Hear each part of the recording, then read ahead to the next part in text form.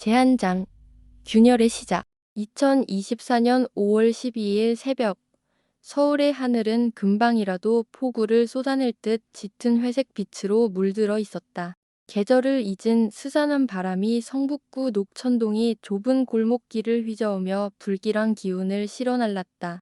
재개발이라는 거대한 톱니바퀴에 밀려 사라질 운명에 놓인 낡은 주택가. 그 중에서도 64번지 골목 가장 깊숙한 곳에 자리한 작은 단층집 앞에 수십 명의 인파가 몰려들었다. 구청 지적과 공무원, 용역업체 직원, 동주민센터 관계자, 그리고 만일의 사태에 대비한 경찰 인력까지. 이른 아침부터 시작될 강제 집행을 위해 모인 이들의 시선은 한 곳에 고정되어 있었다. 40년 넘게 한자리를 지켜온 낡은 슬레이트 지붕의 집. 그 집의 주인이자 오늘 강제 집행의 대상인 김정순 할머니 85세가 사는 곳이었다. 20년 전 남편과 사별하고 자식도 없이 홀로 살아온 할머니에게 이 집은 부모님이 남긴 유산이자 삶의 전부였다. 집 앞 작은 평상에 나무를 내다 팔며 근근히 생계를 이어왔고 싹싹하고 정 많은 성품 덕에 동네 사람들의 신망을 얻고 있었다. 몇 주 전부터 구청의 강제집행 예고장이 붉은 글씨로 대문에 나붙었지만 할머니는 요지부동이었다. 내가 여기서 태어나고 자랐어. 1998년에 나라에서 정식으로 내준 등기부등본도 버젓이 있고 근데 이제 와서 내가 무단으로 점유한 땅이라고? 나는 우리 아버지가 물려주신 이 땅에서 벽돌 한 장 옮긴 적이 없어. 할머니는 보상 합리서와 퇴거 동의서에 끝까지 서명을 거부했다. 사람들은 매일 갇힌 낡은 서류 뭉치를 품에 안고 넋나간 사람처럼 대문 앞에 앉아 있는 할머니를 보았다. 마치 이 거대한 파도로부터 자신을 구해줄 누군가를 애타게 기다리는 사람처럼. 그날 아침, 성북경찰서 소속 이서영 경위 29세는 강제집행 현장의 질서 유지를 책임진 담당 경찰관이었다. 경찰대를 졸업하고 임관한 지 3년 차. 그녀는 원칙주의자로 통했다.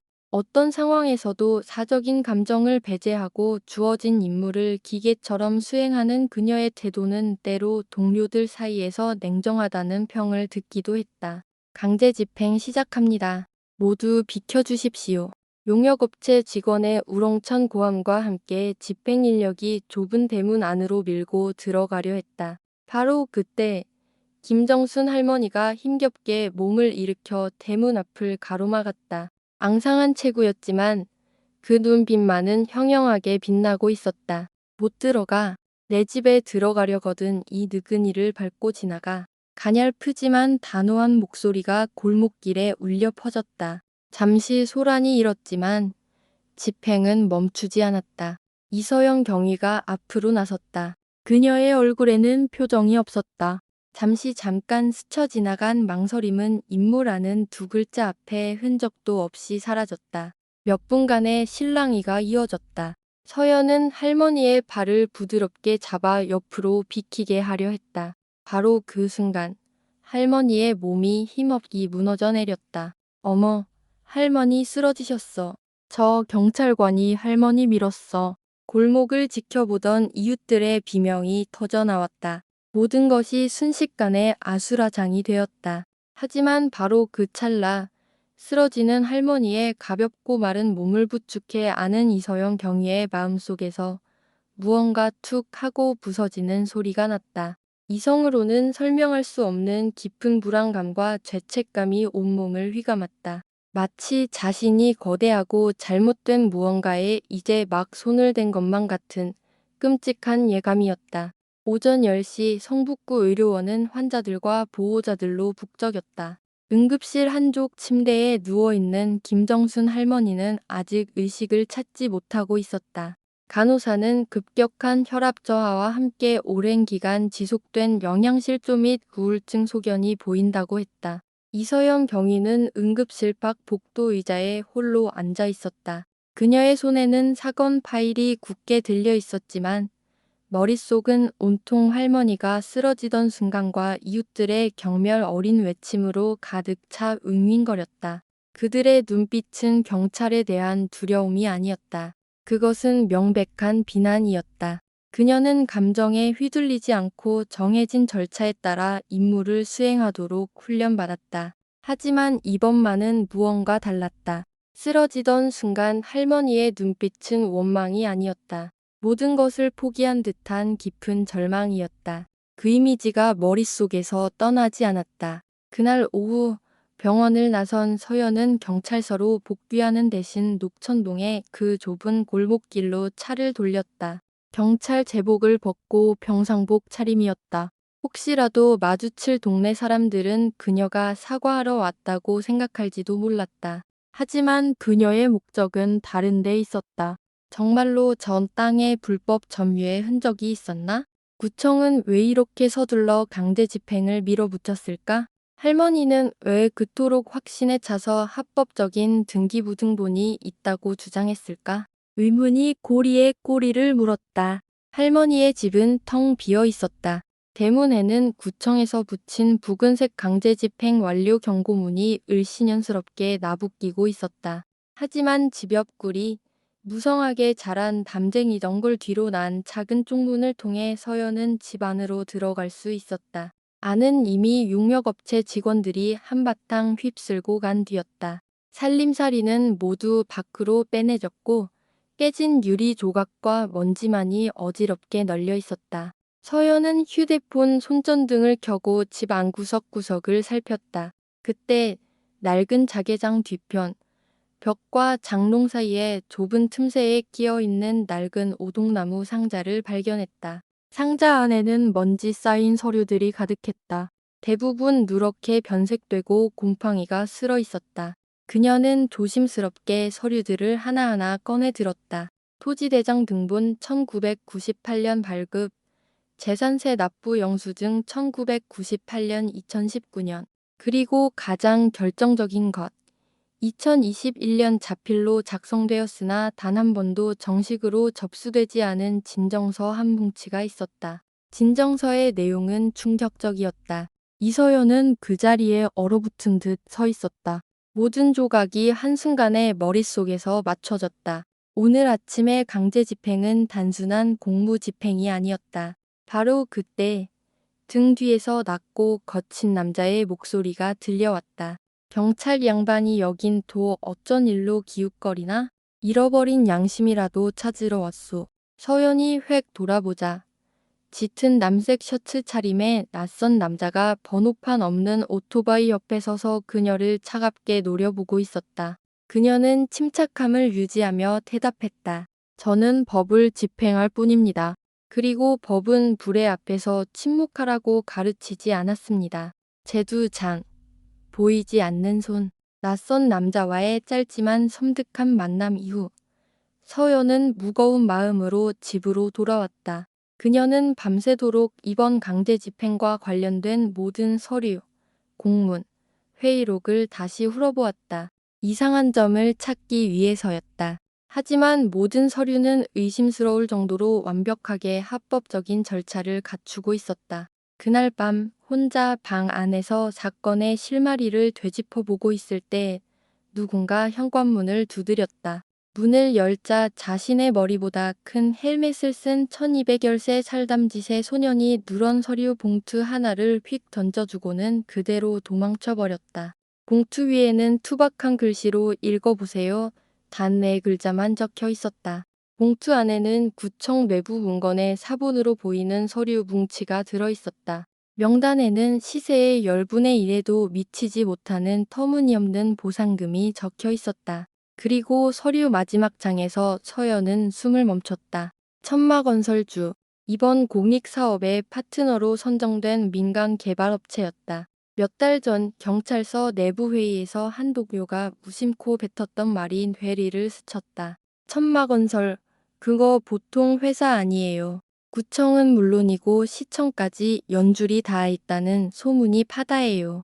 잘못 건드렸다간 옷 벗는 건 순식간입니다. 밤새 한숨도 잠들지 못했다. 다음 날 아침, 서연은 비밀리에 한 사람을 찾아갔다. 2000년대 초반 성북구청 부구청장을 지내고 퇴임한 박진석 씨였다. 그는 현재 모든 공직에서 물러나 조용히 살고 있었지만 지역 사회에서 그의 목소리는 여전히 큰 영향력을 가지고 있었다. 서연의 이야기를 묵묵히 듣고 있던 박 전 부구청장은 깊은 한숨을 내쉬었다. 이경위, 아주 위험한 판에 발을 들였구먼. 그 비리 네트워크는 단순히 땅 몇 평의 문제가 아니야. 그건 권력과 돈, 그리고 비겁한 침묵이 뒤엉켜 만들어낸 거대한 괴물이지. 김정순 할머니가 왜 그렇게 빨리 쫓겨나야만 했는지 아나. 그는 잠시 말을 멈췄다가 충격적인 사실을 털어놓았다. 그분, 30년 넘게 동주민센터에서 서기보로 일했던 분이야. 녹천동 땅의 역사를 누구보다 잘 아는 사람이지. 서연은 놀라움을 금치 못했다. 할머니가 공무원이셨다고요? 그렇다네. 그리고 그분은 전쟁 직후 이 지역이 노동자들을 위한 복지지구로 지정될 당시에 원본 서류처를 마지막까지 보관하고 있던 유일한 생존자야. 만약 할머니가 그 서류를 공개하면 천마건설과 구청의 재개발 계획 전체가 뿌리부터 흔들리게 될 걸세. 서연의 머릿속이 복잡하게 엉켰다. 병약한 노인의 어깨에 수십 년의 비밀이 얹어 있었고 지금 그분은 개발의 걸림돌이라는 오명을 쓴 채 병원에 홀로 누워 있었다. 서연은 자리에서 일어나 박 전 부구청장에게 깊이 고개를 숙였다. 어르신, 저는 이 일을 모른 척할 수 없습니다. 끝까지 가보겠습니다. 박 전 부구청장은 그녀의 손을 잡으며 묵직한 눈빛으로 말했다. 젊은 사람의 용기가 부럽구먼. 조심하게. 상대는 우리가 상상하는 것보다 훨씬 더 교활하고 잔인한 자들이야. 박 전 부구청장과의 대화 이후 사건의 윤곽은 더욱 선명해졌다. 김정순 할머니는 단순한 강제 철거민이 아니었다. 그녀는 성북구 땅의 지도를 바꿀 수 있는 비밀을 쥔 키맨이었다. 그날 오후 서연은 다시 병원을 찾았다. 하지만 할머니가 누워있던 병상은 텅 비어 있었다. 당직 간호사에게 묻자 오늘 정오쯤 가족이라는 분들이 와서 다른 병원으로 옮기겠다며 퇴원 수속을 밟고 가셨다는 대답만 돌아왔다. 가족이라니? 할머니는 혈육 한 점 없으신 분인데 서연은 즉시 병원 보안팀에 협조를 구해 CCTV 영상을 확인했다. 12시 38분경 흰 가운을 입은 두 명의 남자가 할머니가 누운 이동식 침대를 밀며 후문으로 나가는 장면이 포착되었다. 한 명은 모자와 마스크로 얼굴을 가렸고 다른 한 명은 시종일관 고개를 숙이고 있어 얼굴을 식별할 수 없었다. 병원 전산 시스템에서도 할머니의 진료 기록은 가족의 요청에 따른 정보 보호를 이유로 모두 삭제된 상태였다. 이것은 명백히 조직적인 이동이었다. 누군가가 할머니와 외부의 접촉을 원천적으로 차단하려 하고 있었다. 더 이상 지체할 수 없다고 판단한 서연은 내부 지침을 어기고 다시 할머니의 집으로 향했다. 집안은 더욱 황폐해져 있었다. 바닥은 거의 다 파헤쳐져 있었고 유일하게 남아있던 낡은 철제 캐비닛이 쓰러져 있었다. 그녀가 힘겹게 캐비닛을 바로 세우자 자물쇠가 부서진 비밀 서랍이 눈에 들어왔다. 누군가 이미 한 발 앞서 다녀간 것이다. 서랍 안에는 찢어진 종이 조각 몇 개만 남아 있었다. 녹천 복지지구 구획 정리 기록 1981년부터 2001년까지이라는 제목이 적힌 서류철의 첫 페이지였다. 페이지 하단에는 옅은 보라색 잉크로 쓴 작은 글씨가 남아 있었다. 이 기록을 지키는 자가 진실을 지키리라. 하지만 기록의 본문은 이미 사라진 후였다. 그녀보다 먼저 온 자들이 정확히 원하는 것을 찾아간 것이다. 바로 그때 문 밖에서 누군가의 발소리와 속삭이는 소리가 들렸다. 그 계집 경찰. 아직 안에 있는 거 확실해? 뭔가 냄새를 맡은 것 같아. 조용히 처리해. 쥐도 새도 모르게. 서연은 등골이 오싹해지는 것을 느끼며 재빨리 뒷문으로 몸을 숨겼다. 휴대폰을 꺼내 관할지구대에 지원을 요청하려 했지만 신호가 잡히지 않았다. 전파 방해 장치까지 동원한 것이다. 그녀는 추적당하고 있었다. 그녀는 옆 골목으로 뛰어들며 동료 형사에게 짧은 문자 메시지를 보냈다. 김정순 할머니 납치, 조직적 소행, 구획정리 원본 서류 도난, 구청 및 외부 세력 개입, 현재 미행당하고 있음. 메시지를 보낸 직후 휴대폰 화면이 꺼지며 전원이 나가버렸다. 골목 끝 어둠 속에서 두 남자의 그림자가 다가오고 있었다. 한 명의 손에는 둥기처럼 보이는 물체가, 다른 한 명의 손에는 검은 장갑이 끼워져 있었다. 서연은 뒤돌아 달리기 시작했다. 심장이 미친 듯이 뛰었고 머릿속은 하얗게 비어갔다. 제세장, 어둠 속의 추격, 깜빡이는 가로등 불빛이 얼룩진 담벼락 위로 음산한 그림자를 들이우는 밤. 이서연은 미로처럼 얽힌 녹천동 재개발 구역의 좁은 골목길을 필사적으로 달렸다. 등 뒤에서는 두 개의 그림자가 끈질기게 따라붙었다. 거친 숨소리가 고요한 밤 공기를 가르며 바로 등 뒤에서 들려오는 듯했다. 무기도, 통신수단도 없는 상황에서 그녀가 선택할 수 있는 것은 단 하나, 숨는 것뿐이었다. 그녀는 공사가 중단된 낡은 상가 건물 안으로 몸을 날려 합판 더미 뒤에 웅크렸다. 잠시 후 두 남자가 건물 입구에 멈춰섰다. 이 근처에 숨은 게 틀림없어. 넌 저쪽으로 돌아가 보고 난 안을 확인하겠다. 한 남자의 발소리가 건물 안으로 다가왔다. 서연은 주먹을 꽉 쥐고 최악의 상황에 대비했다. 바로 그때 건물 밖에서 누군가의 쩌렁쩌렁한 목소리가 울렸다. 이봐들, 거기서 뭐 하는 거야? 남의 집에 함부로 들어가면 안 되지. 동네를 순찰하던 방범대원의 목소리였다. 갑작스러운 외침에 두 남자는 움찔하며 서로를 쳐다보더니 나직이 욕설을 뱉었다.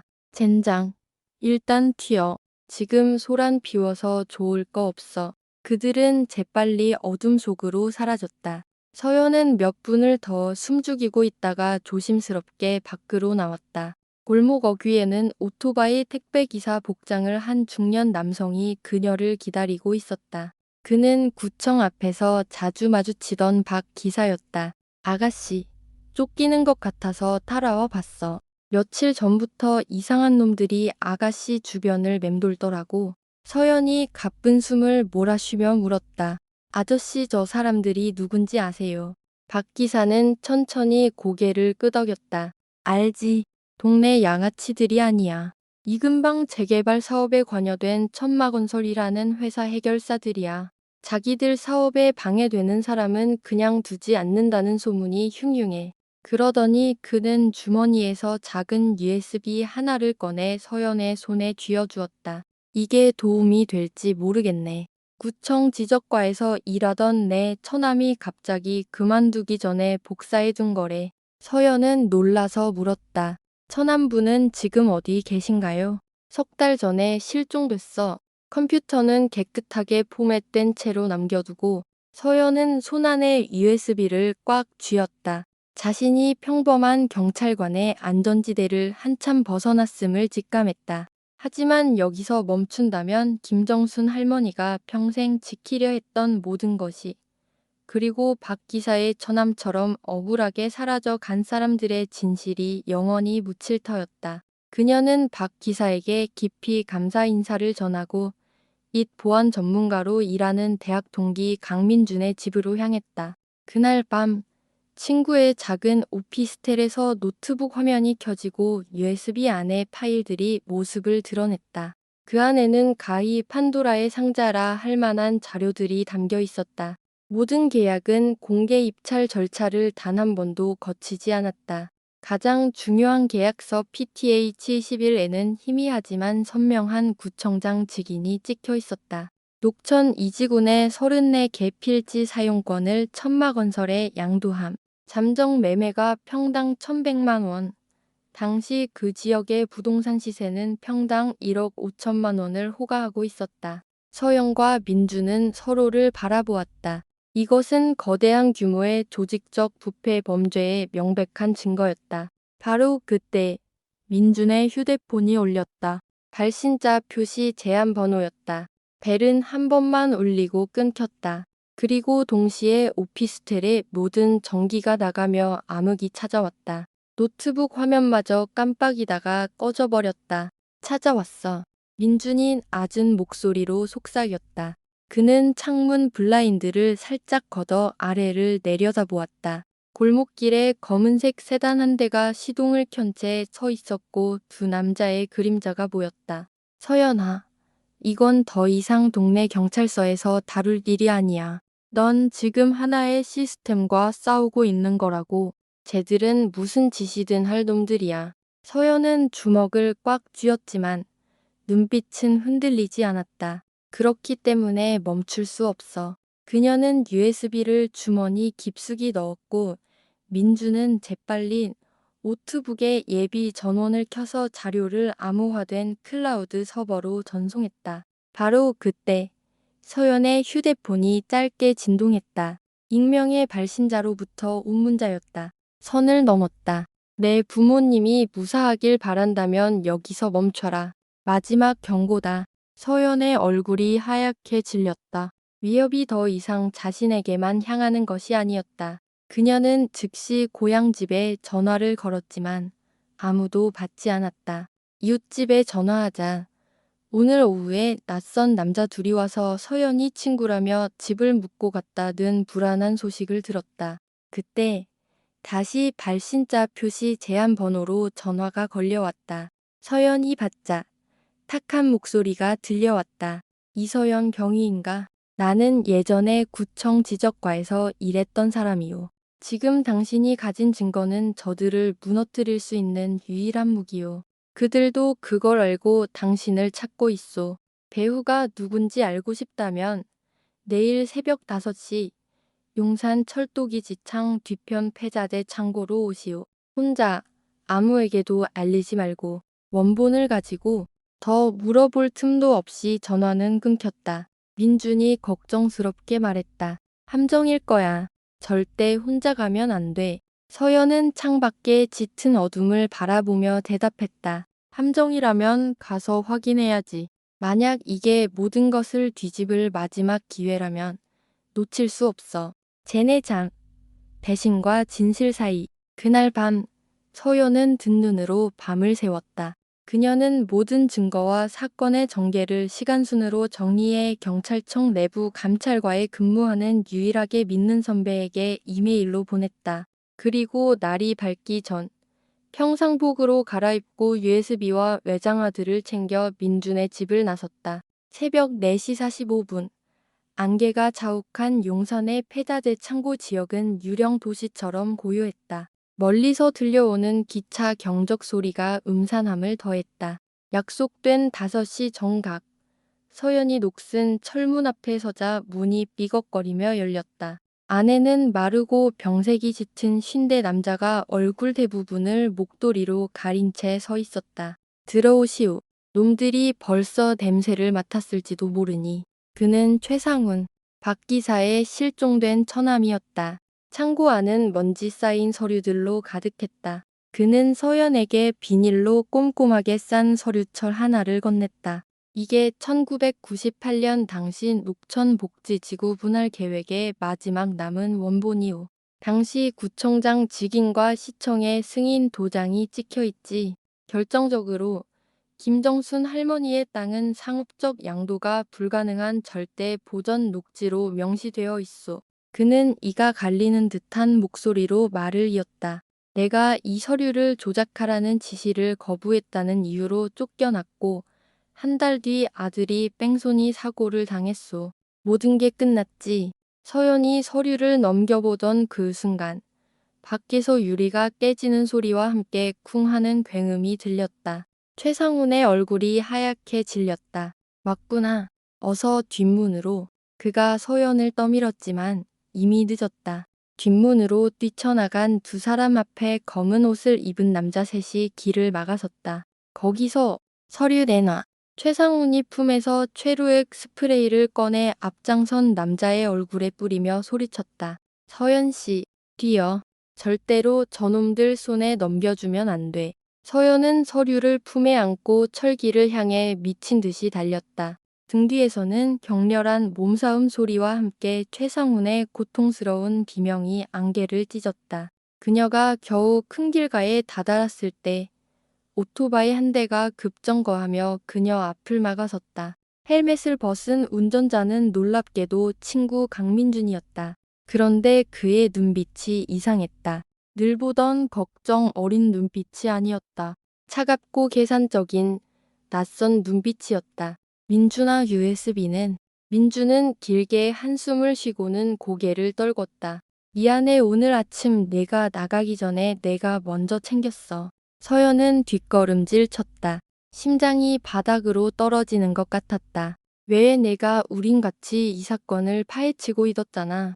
민준의 목소리가 갈라져 나왔다. 나도 너처럼 정의를 믿었어. 하지만 넌 몰라. 예전에 내가 참여했던 공공데이터 보안 프로젝트에서 누군가 지적도 원본을 수정하는 걸 발견했어. 상부에 보고했지만 바로 다음 날 우리 팀은 해체됐고 일주일 뒤엔 유학 준비하던 내 동생이 말도 안 되는 이유로 퇴학당했어. 그들을 상대로 싸우는 건 계란으로 바위치기야. 그는 말을 이었다.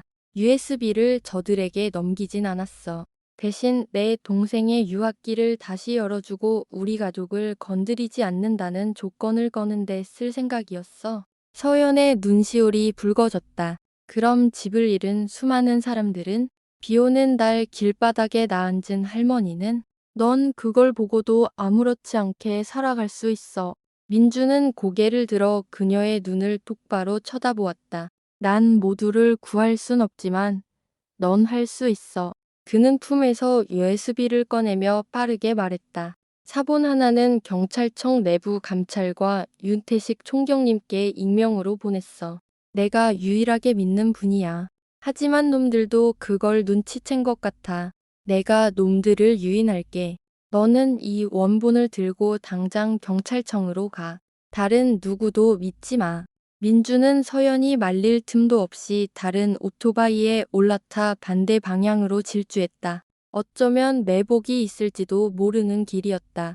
그는 마지막 한마디를 남겼다. 다시 못 보게 되더라도 우리가 왜 이 일을 시작했는지 잊지 마. 제5장 정의의 이름으로 민준과 헤어진 서연은 곧장 서대문구에 위치한 경찰청 본청으로 향했다. 손안의 USB는 시한폭탄과도 같았다. 청사 정문에서 그녀는 당직 근무 중인 의경에게 신분을 밝히고 부패 사건 수사의 최고 권위자로 알려진 윤태식 총경과의 긴급 면담을 요청했다. 7층 회의실은 무거운 침묵에 잠겨 있었다.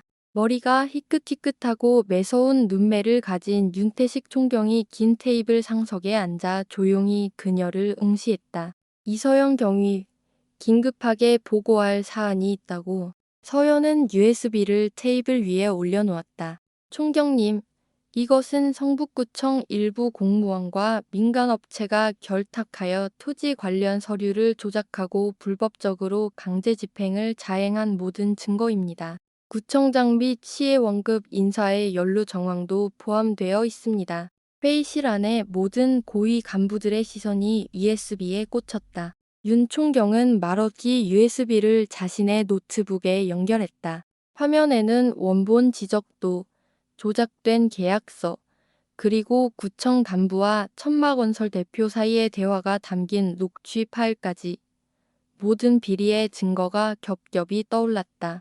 녹취록에는 뇌물 액수와 강제 집행 시점까지 구체적으로 언급되어 있었다. 윤 총경은 모든 파일을 확인한 뒤 천천히 담배 한 개비를 꺼내 물었다. 이경위, 지금 자네가 무엇을 건드렸는지 알고 있나? 서연은 흔들림 없는 목소리로 답했다. 알고 있습니다. 하지만 누군가 나서지 않으면 피해자는 계속해서 나올 겁니다. 윤총경의 입가에 옅은 미소가 스쳤다. 그 용기는 칭찬하지. 하지만 자네가 알아야 할 게 있어. 지금 이 자리에 앉아 있는 사람들 중에서도 모두가 자네 편은 아니라는 걸. 그의 말이 떨어지기 무섭게 회의실 안에 공기가 얼어붙었다. 윤 총경은 그대로 자리에서 일어나 말없이 회의실을 나갔다. 그리고 그가 나가자마자 낯선 중년 남성이 들어와 문을 안에서 잠갔다. 이서영 경위, 아주 용감하지만 어리석군. 가진 거 전부 내놔. 그럼 내 가족은 무사할 거야. 남자는 휴대폰을 꺼내 서연의 부모님을 멀리서 감시하며 찍은 사진을 보여주었다. 바로 그때 문이 열리며 건장한 남자 둘이 더 들어왔다. 한 명은 회의실 내 CCTV를 가렸고 다른 한 명은 서연에게 다가왔다. 순간적인 혼란 속에서 서연은 의자를 걷어차 한 명을 쓰러뜨리고 나머지 한 명의 복부를 발로 가격한 뒤 복도로 뛰쳐나갔다. 비상계단을 따라 7층에서 1층까지 등 뒤에서는 추격자들의 발소리가 울렸다. 청사 정문에 다다랐을 때 마침 출근하던 옛 파트너 김 형사와 마주쳤다. 형사님, 저 좀 믿어주세요. 지금 당장 여기서 나가야 해요. 상황을 파악할 겨를도 없었지만 김 형사는 그녀를 믿었다. 그는 자신의 차에 서연을 태우고 긴급사건 출동 신분증을 보여주며 청사 정문을 통과했다. 안전한 곳으로 이동한 후 서연은 김 형사의 도움을 받아 자신이 가진 모든 증거 자료를 주요 언론사 3국과 영향력 있는 온라인 법률 커뮤니티에 익명으로 제보했다. 그녀는 USB가 발각될 경우를 대비해 모든 자료를 마이크로 SD카드에 따로 백업해 숨겨두고 있었다. 그날 저녁, 대한민국은 발칵 뒤집혔다. 현직 경찰관의 양심 고백. 성북구 땅 비리 게이트의 전말이라는 제목의 기사와 게시글이 온라인을 통해 삽시간에 퍼져나갔다. 조작된 서류와 녹취 파일, 관련자들의 실명이 공개되자 여론은 들끓었다. 다음 날 아침, 경찰청은 긴급 기자회견을 열었다. 경찰청은 한 경찰관의 용기 있는 제보를 통해 관련 사건의 전모를 파악했으며 지휘 고하를 막론하고 성역 없는 수사를 진행할 것을 국민 여러분께 약속드립니다. 그날 오후 이서연은 경찰청의 특별 보호 조치 아래 한 안전가옥에 머물고 있었다. 그때 임태식 총경에게서 전화가 걸려왔다. 이경위, 무사한가? 내가 잠시 자리를 비운 건 내부의 쥐새끼들을 잡기 위한 미끼였네. 자네 덕분에 아주 큰 고기를 낚았어. 아주 잘해주었네. 하지만 싸움은 아직 끝나지 않았어. 국무총리실 직속 특별조사위원회 앞에서 모든 것을 증언해 줄 수 있겠나? 서연은 망설임 없이 대답했다. 네, 총경님. 제가 포기하면 저를 믿고 모든 것을 걸었던 사람들을 배신하는 겁니다. 에필로그 어둠 끝의 빛. 그로부터 2주 후 경찰청 대강당에서 특별 포상식이 열렸다. 행사는 전국에 생중계되었다. 국민의 신뢰를 저버린 부패 사슬을 끊고 정의를 바로 세운 자랑스러운 대한민국 경찰 이서영 경위에게 1계급 특징과 함께 옥조근 정훈장을 수여합니다. 사복 차림의 서연이 단상 위로 올라서자 강당을 가득 메운 사람들이 모두 기립해 박수를 보냈다. 객석 한편에서는 김정순 할머니가 조용히 눈물을 닦고 있었다. 할머니의 곁에는 정당한 보상을 받고 새 보금자리를 얻게 된 녹천동 주민들이 함께였다. 그들의 손에는 용감한 경찰 이서연님, 감사합니다. 라고 적힌 플래카드가 들려 있었다. 행사가 끝난 후 윤태식 총경이 서연에게 다가와 그녀의 손을 잡았다. 우리가 세상의 모든 악을 없앨 순 없겠지. 하지만 자네처럼 불의에 맞서는 사람이 단 한 명이라도 있는 한 악은 결코 발 뻗고 잠들 수 없을 걸세. 서연은 옅게 미소 지었다. 저는 영웅이 아닙니다. 그저 폐허 속에서 홀로 울고 계시던 할머니를 더 이상 외면할 수 없었을 뿐입니다. 그녀는 자신을 향해 쏟아지는 박수갈채 속으로 걸어나갔다. 그와 노는 한 젊은 경찰관의 용기에 대한 찬사이자 아직 우리 사회에 정의가 살아있음을 증명하는 희망의 메아리였다.